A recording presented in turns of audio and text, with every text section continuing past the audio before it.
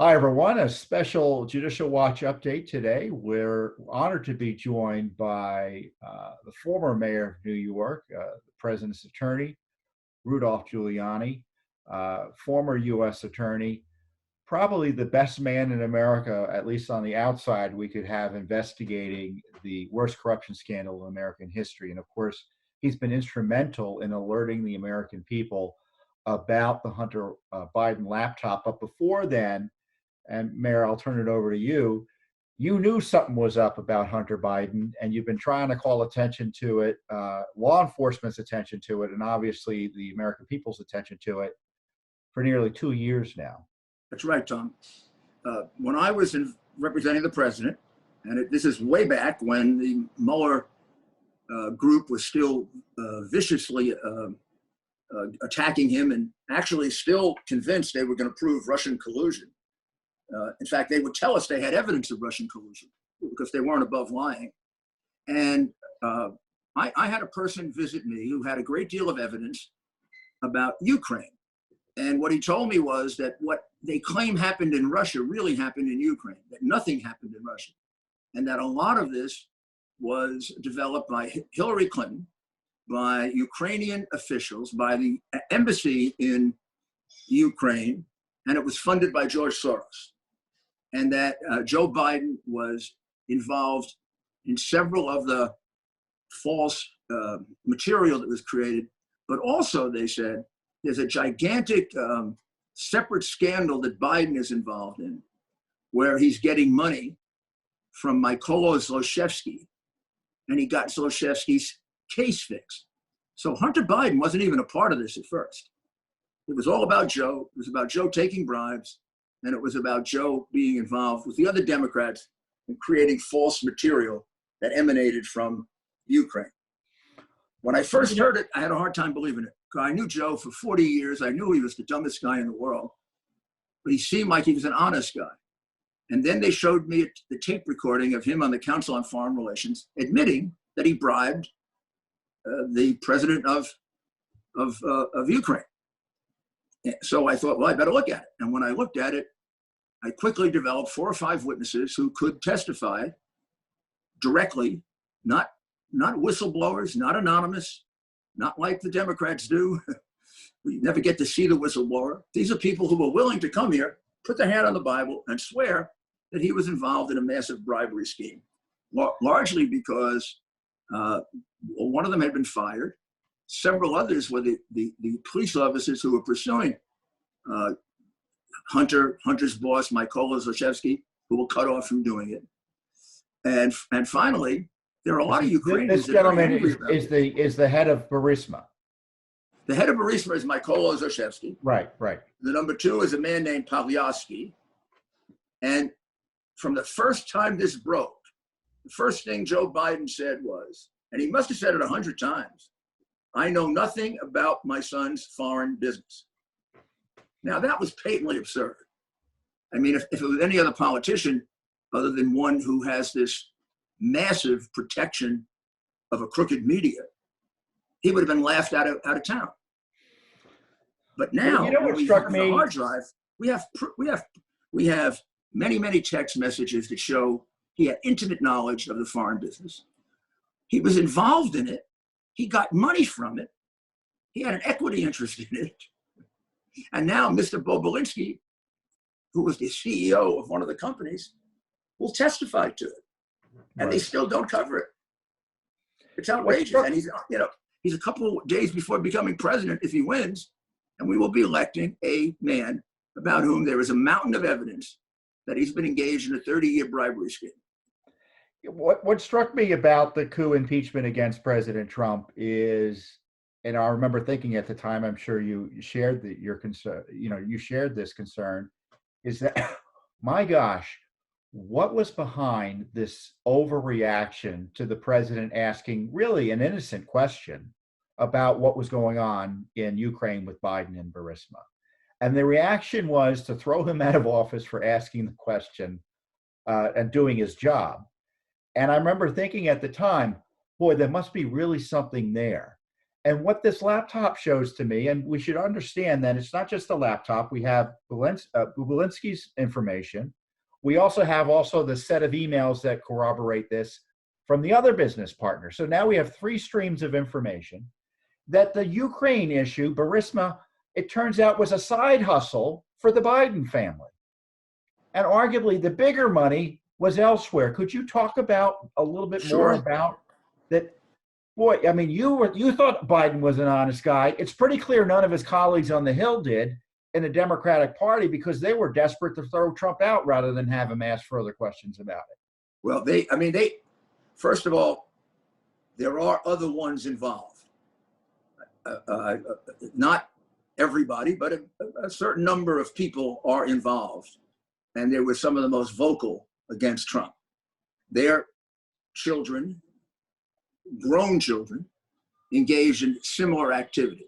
Now, whether it amounted to bribery or it just amounted to trading on influence, which is pretty darn bad, but there are several prominent Democrats who became millionaires as a result of the Ukraine. But here's a little simple chart of the Biden crime family.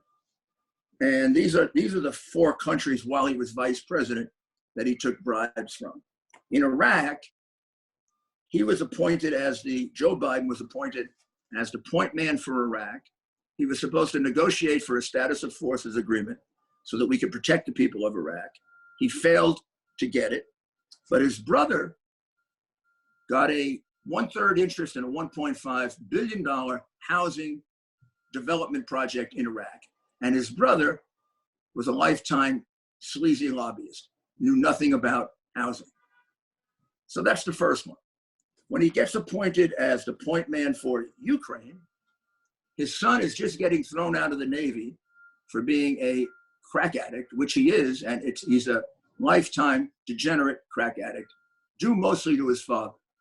If you want to blame somebody for that, you blame Joe for putting his son in a lifetime of crime. He could have found some bum in Washington to collect this money. He did not have to use his drug-addicted son, but that's what he chose. His son gets hired for a position for which he has no experience. He's really disqualified by virtue of being a proven drug addict. He had a bankruptcy in his past, and they put him into the biggest and crookedest oil and gas company, Burisma, in Ukraine. But there's a reason for it. The reason for it is the man, Mykola Zlochevsky, ran away. He ran away with $5 billion, and he wanted to come back and claim his business. The only way he could do that is to make a deal with the president of Ukraine, Poroshenko, a very good friend of Joe Biden's and a massive crook. So Joe became the go-between. That's why Hunter Biden was paid a total of $14 million in order to do nothing. So he got the board money, he got the payments monthly, but there were additional consulting payments. There were additional laundered payments that now amount really, depending on how you attribute money, between 10 and 14 million. And that info comes from Ukrainian sources, or all comes from Ukrainian sources, and about 4 million of it is laundered. It goes from Ukraine to Latvia to Cyprus. They make believe it's a loan. They then send it to them, and they forgive the loan. Typical. Well, you figured that out last year, though. Oh, this did not require the hard drives. I gave this evidence to the Department of Justice in January of this year, and they have not interviewed a single witness, and there are 6 of them over there ready to be interviewed, and they're ready to show them the documents. What is? But we got to get to China. I don't want to skip China. Well, China's the big one. China involves all 3 of his bag men. And China involves 2 deals. The one is the one I mentioned before. He takes his son to China. He fails to negotiate the Chinese out of the islands they dispute with Japan. And his son gets a $1 billion commitment to the private equity fund that included Whitey Bulger's nephew. And then he gets an additional $500 million for a total of $1.5 billion, all received while Joe Biden was our vice president, supposedly negotiating in a disinterested manner. I mean, don't you think the American people have a right to know that the man negotiating against our biggest adversary, that his son has gotten $1.5 billion for a make-believe, silly, stupid private equity fund? How Obama could hide that from us has to amount to something. So the Biden defenders say, look, they kind of admit tacitly that these business operations were taking place. They deny that Biden got money. Other than the texts where they say, where Hunter is saying, I'm doing this for the family, I'm tired of doing all this work for the family, and it's clearly Biden's the big guy, all that. Do you have evidence, or what is the evidence that shows that he was getting money directly or indirectly from these various deals and transactions you're talking about? There is evidence of that, but that really isn't necessary. You can be bribed. I mean, I can say, yeah, I'll let you out of prison. Let's say I'm the prosecutor. I'll let you out of prison, but just give my son $1 million. You don't have to be the recipient of the money to commit bribery. You can say, give it to my daughter, give it to my best friend. That constitutes a bribe. But did he get money? Yes. First of all, there's the one I mentioned where he says to his daughter, he got 1/2 of everything I got right off the top. Right. Went into a special account for him. Hunter says that. And then there's the memo that we discovered. It was hidden. There's a contract, 50% for the Bidens, 50% for the Chinese communists. That's going to be $10 million a year, not pennies. $1 million up front. And then there's a hidden agreement. The hidden agreement lists at the bottom one additional person getting money. It says 10% to H for the big guy. So we went back into the hard drive. We produced 2 other documents where Hunter refers to his father as the big guy. And now Mr. Bobulinski has testified and is willing to has given a sworn statement to the FBI, I should add, saying that he was called the big guy and everybody knew Joe was getting money. Joe discussed it with him. So, I mean, that's pretty much a closed case. I mean, I could get an indictment based on that. There's enough evidence to get an indictment. You've got documentary evidence. You prove who the big guy is. He's getting 10% by 2 internal documents that are contemporary. You've got Bobulinski who testifies to it. I suspect by the time you finish, the 2 other outside guys, Gillers and I've forgotten the other guy's name, Wilson or something. Archer.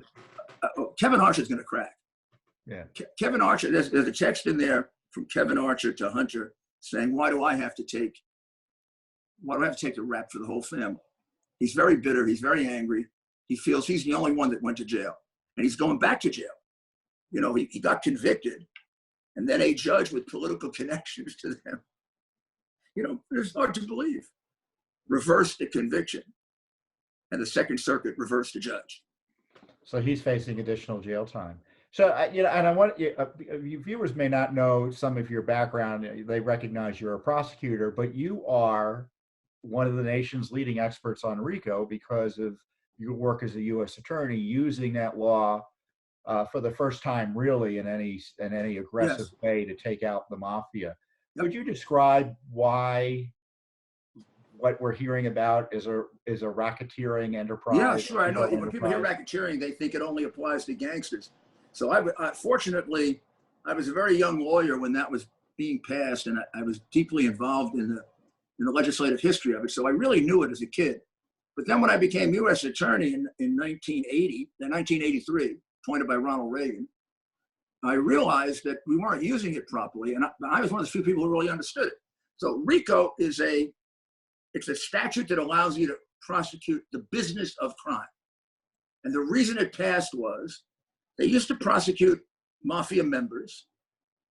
They'd go to jail, and then somebody else would take over the business. And the mafia would just continue, and maybe the FBI was assisting in the transfer of power at best.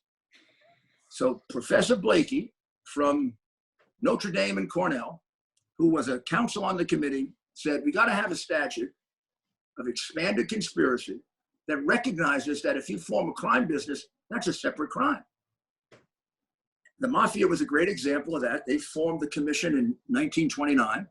They had 5 members in New York and about 30 members nationally. They ran it as a business. They held annual meetings. They had their own courts. I mean, if a mafia member killed an innocent person, you basically would get killed. Yeah. And they had very strict rules until they broke into narcotics, which split them apart. So that stuff in The Godfather is partially true. So that was a perfect thing that he did. So we used it very successfully against, at one point we arrested the heads of the 5 families all in one day, and we sent them all to jail for 100 years. And then we also prosecuted another 800 mafia members. But the most important thing is we took their businesses away. We took the fish market from them. We took the garment district from them. We took the Teamsters away from them. The federal government ran the Teamsters for 8 years. We took major restaurants. Some New York City restaurants are being run by the government. The food was terrible, by the way. The mafia had better food. But then I took the statute and I used it against business. I first used it against people that were running their investment houses, and really the whole business was fraud.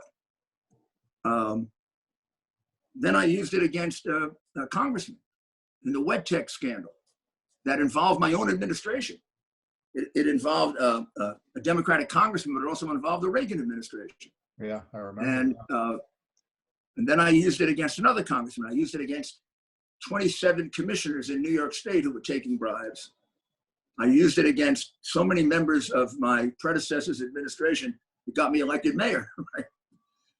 But it doesn't just apply to racketeers.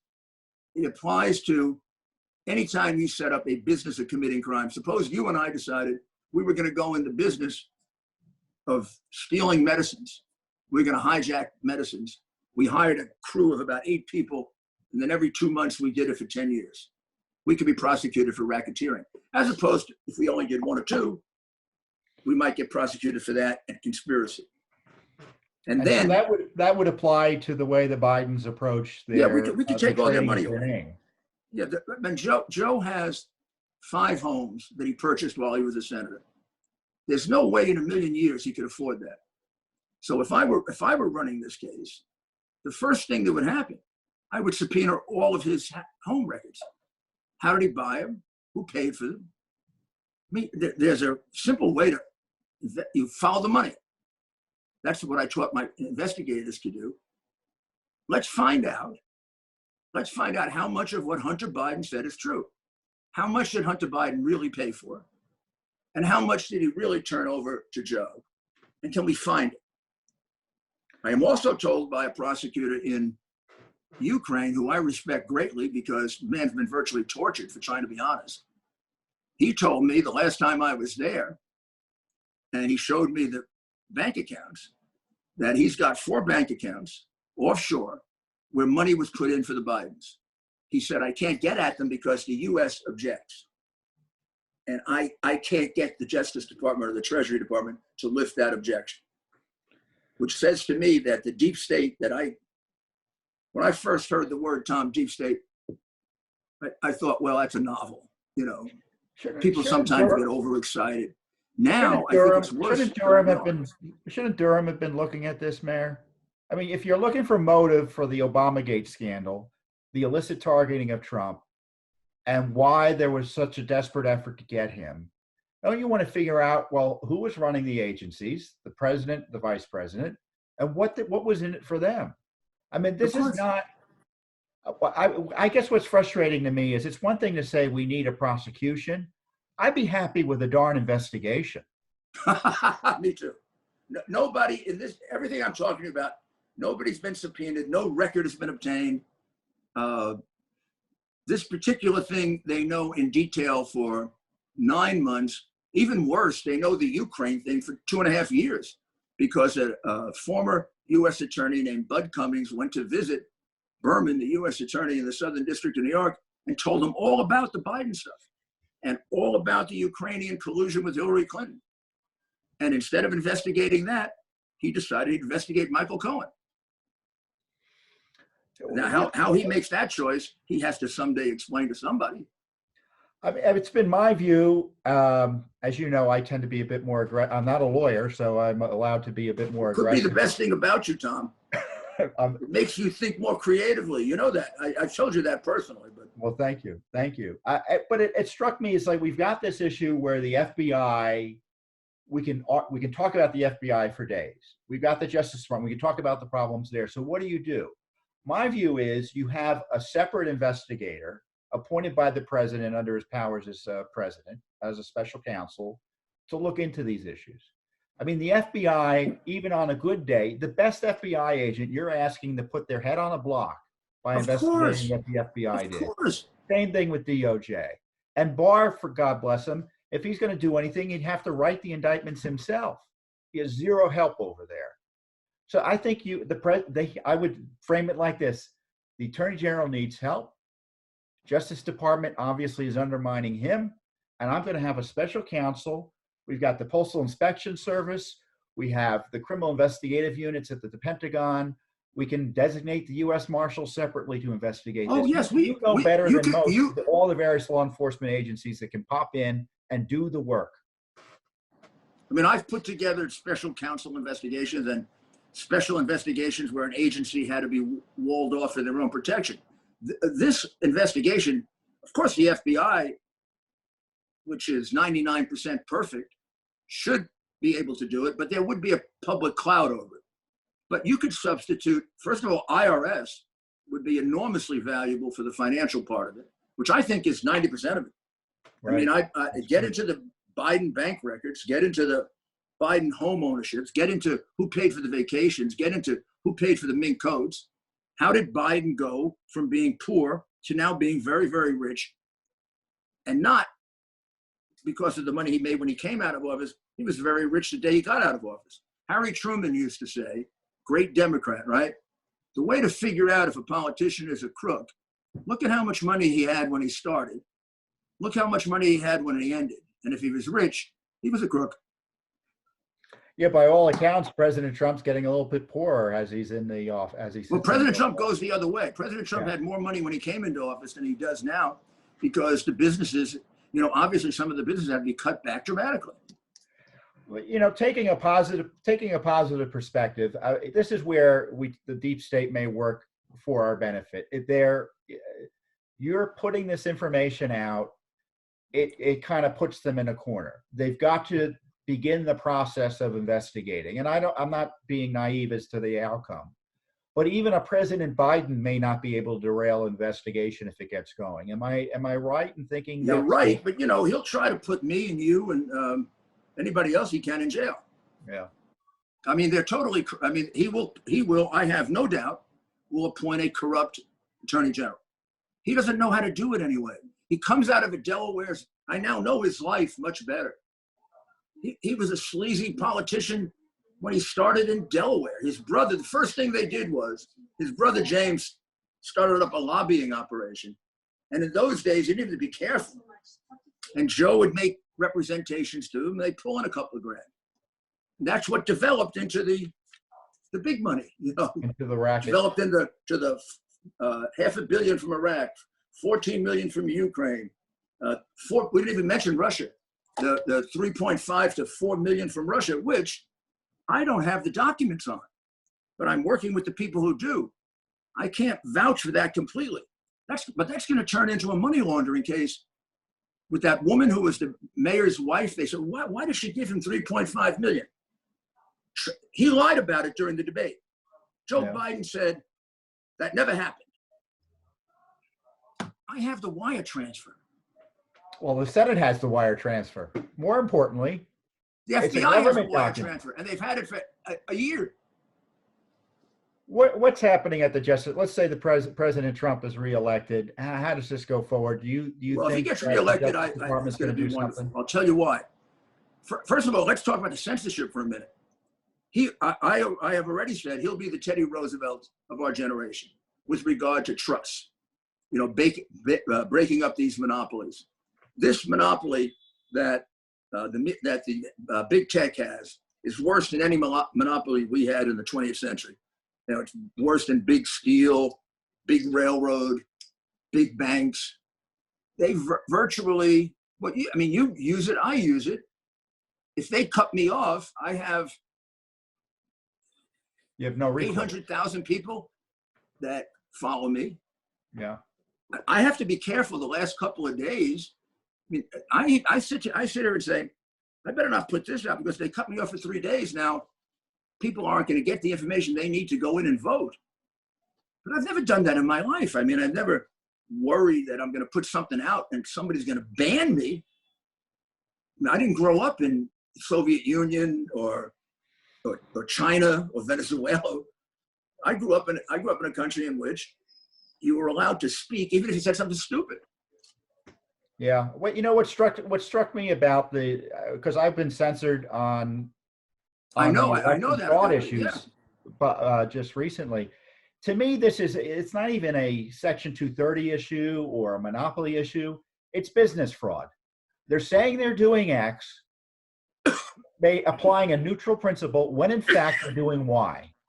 And, false advertising, defrauding investors, this is all straightforward enforcement. And what's so frustrating to me is that the levers of enforcement in the federal government, I don't think should be used for political purposes, but they should be used to advance the rule of law.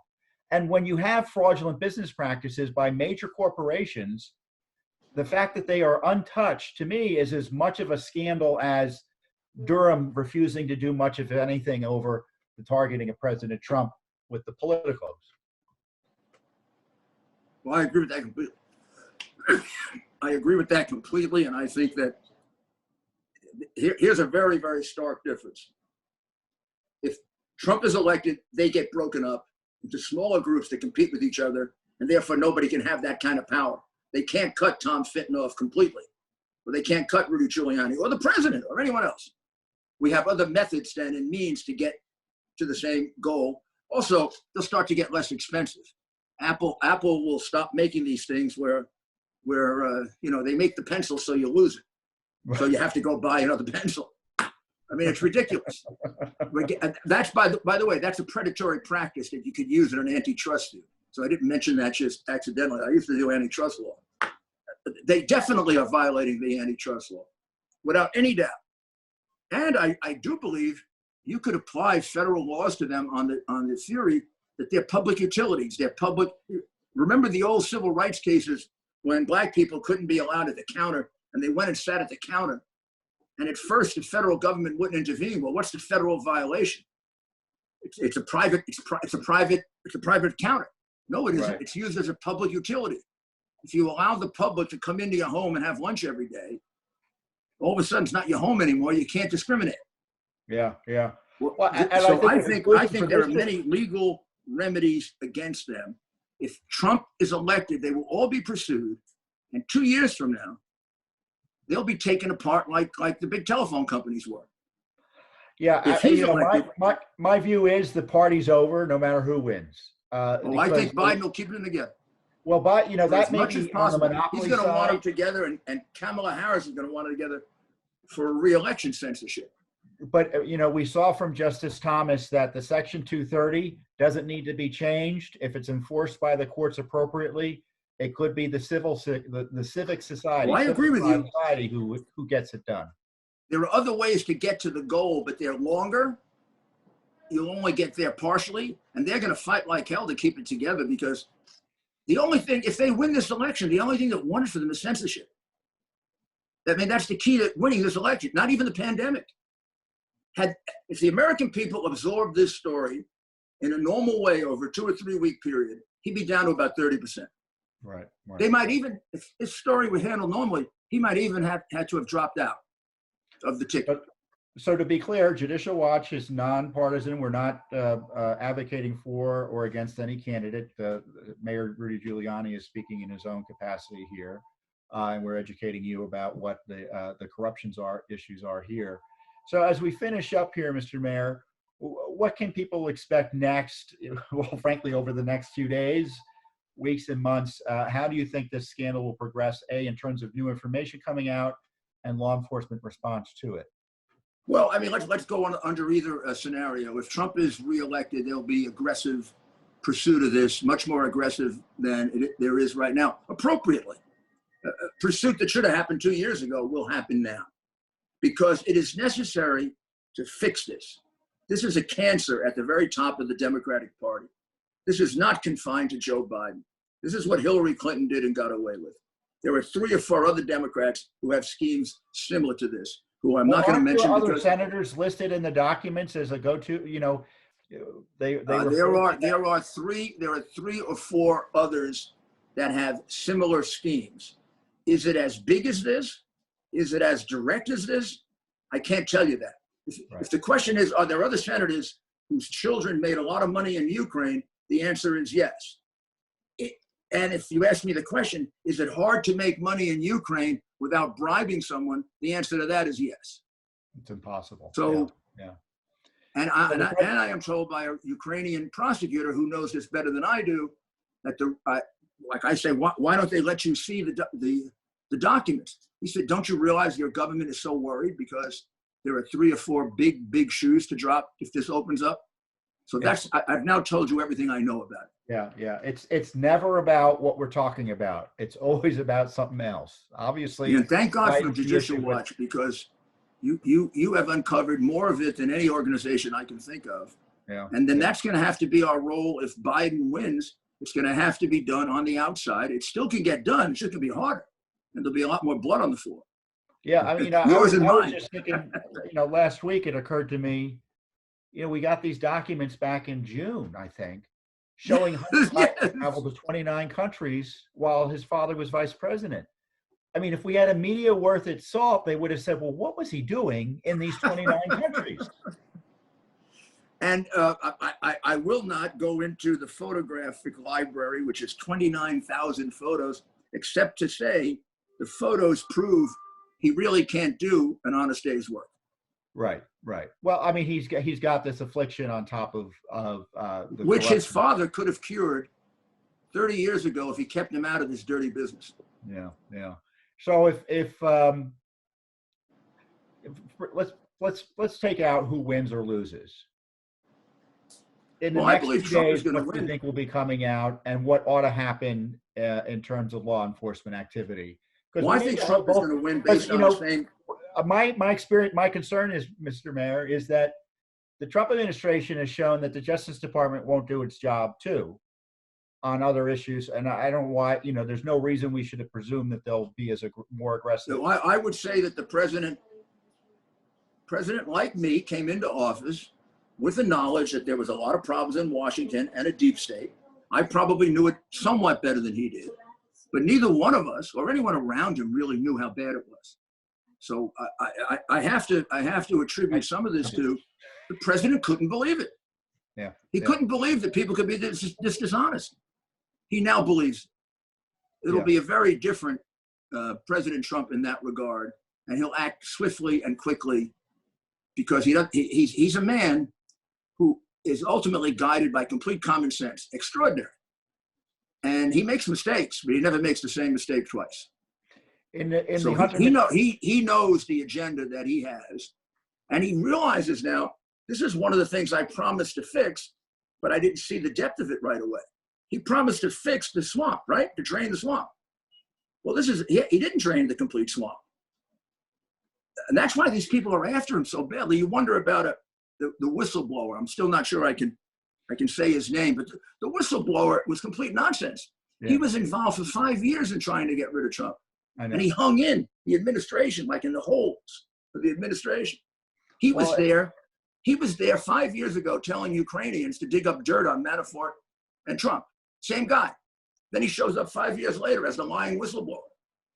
Well, I recall warning a important incoming member of the administration. I won't say who he was. And I said, remember, the swamp has a lot of park rangers. And you should have told me that. I tell you, I knew the last time I worked in Washington was under Ronald Reagan. I was the third ranking official in the Justice Department. And I thought it was pretty bad. And I used that model to advise him. And it was worse than he thought. But now it's totally, I have no idea how we came to this. The FBI was ruined by Mueller. I have an idea of how this happened, which I'll put in my new book, I think. I think this began with Bill Clinton. Oh, I think that Bill Clinton took us to a new level of corruption that hadn't been true before, and particularly at the very top of the Democrat Party. I think most Democrats are decent, honest people. I think that they don't want a party like this, but they're fed such propaganda, they don't know any better. And that's why it's got to be fit. Basically, you got to chop the head off, and they'll straighten themselves out. And then we'll have a good competitive party that would do what it used to do. So they're slightly to the left, and we're slightly to the right. We try to meet ourselves in a reasonable middle. We can't do that right now with the AOCs and the people that are hanging out there. They literally want a different kind of government. Well, yeah, they want a socialist government that's authoritarian. I've always encouraged, and it's been frustrating to me because it's not being an anti-Democrat to tell Democrats they should remove corruption from their party. I don't want corruption in the Republican Party. I don't want the Democrat Party to be corrupt. I want people sitting around the table talking about taxes. That's fine. But if you're corrupt, you shouldn't have a seat at the table. It's that corruption that needs to be excised. And you remember Bill Clinton with the China money. Sally Painter, who was working for Burisma's company, she was involved in selling seats during the Commerce Department's trade mission scandal under Clinton. 100%. 100%. I think for Clinton, the Chinese. It's all come back around again because we never corrected it to begin with. Yeah, I worked with Democrats all the time that I was mayor. I had a city with 45 Democrats and 6 Republicans on the city council. I would not have accomplished most of what I accomplished if I didn't figure out how to work with Democrats. And it was easy. It wasn't hard. And some of them were enemies, but most of them were friendly enemies. We'd have a debate, and then we'd sit down and we'd meet each other somewhere in the middle. And that's the way politics should work, but not if you're trying to change our government into a socialist authoritarian government. Not if you're telling me you're going to pack the Supreme Court. Not if you're telling me you're going to add some states just so the Democrats can dominate for 50 years. Not if you're telling me we're not going to have money for vouchers for kids to go to private school. Not if you're going to tell me you're going to crack down on churches, but not on Antifa riots. You do that, I got to fight you now. Now we're getting close to things that you have no right to change. They're in the Constitution. My belief is God put them there, not some human being. Right. You don't have a right to play with that. What the governors are doing, we're not even paying enough attention to the way the Democratic governors are just trashing our rights. It's as if there's no Bill of Rights. So I really, we're going to really go, but I want to ask you one more question. No, I want to hear, to me, the failure of the Barr Justice Department to pursue the Obamagate scandal, and they frankly, in my view, haven't pursued it. I always compare and contrast it to Mueller. Mueller was done in 6 to 8 months. You knew that had all the indicia of a serious investigation. We all knew it was crock, but they did what they did. You do when you do an investigation. I've seen no indicia that they've done a serious investigation. Of course not. None. Why hasn't it been done under Barr? I think that Bill, and there are things that he did that I think are really courageous and really first rate that would make him a great attorney general. All I can tell you is I think there's a certain level that he won't go beyond because he's afraid that it'll destroy his reputation, and it will. If he were to start a Hillary investigation, they've already destroyed his reputation somewhat, but they would put him in a different category, and they would really go after him. If he ever went after Biden, even 7 or 8 months ago, they would have been demanding his impeachment. They would have tried to impeach him. Maybe he doesn't want to take on that kind of heat, or maybe he doesn't want to take on that kind of heat, and he kind of rationalizes as, well, this is kind of political. And I don't know Bill that well. I'm just trying to explain why a good man wouldn't do that. I mean, it does take extraordinary courage to do it. Plus, by going after people, like they go after me, like they go after you and others, they frighten other people. They don't do that just to go after us. They do it to create a deterrent value. Look, that crooked ambassador, Yovanovitch, went ahead and illegally intercepted my communication. Not only mine, Don Jr., Sean Hannity, John Solomon. Yeah. But in my case, she intercepted the communications of the lawyer for the president. Yeah. It's not only a violation of my other rights, it's a violation of the attorney-client privilege. Liberals used to go crazy over that. Shifted that too. Yeah.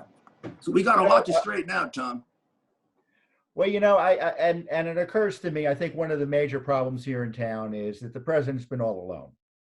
There have been a few of us who have defended him because he's a crime victim, a few members of Congress, but generally speaking, the Republican establishment couldn't give a rat's tail about what happened to him. Otherwise, Barr would have no choice. That's a very prescient point. I mean, that's very, very. There's a little group in the Congress, in the House, that I love them because when we were out there alone, without government support, we got plenty of support from you and people on the outside.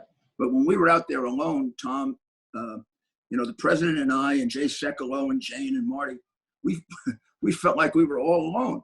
But then there were people like Jordan and Meadows, who's now on the inside, and Gates and Nunez. Look what they did to Nunez. I mean, Nunez had this right at the very beginning. I mean, he's just like Mr. Smith goes to Washington and he looks at this and he says, "Oh my God!" And then he puts it out, and they have him as a Russian spy.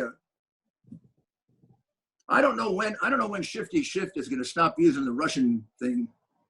Everybody that disagrees with him is a Russian agent. No, and it's going to be useful if Biden wins to use against us further. Believe you me. So I really appreciate your generosity with your time. Well, thank you, Tom. That's very important, and your organization. I have so much admiration for you, and obviously for the people who work for you, because you've done some of the very best work in allowing the American people to see what they're entitled to see. God bless you. Well, and God bless America, because we got a system here in the United States that allows us to still do it.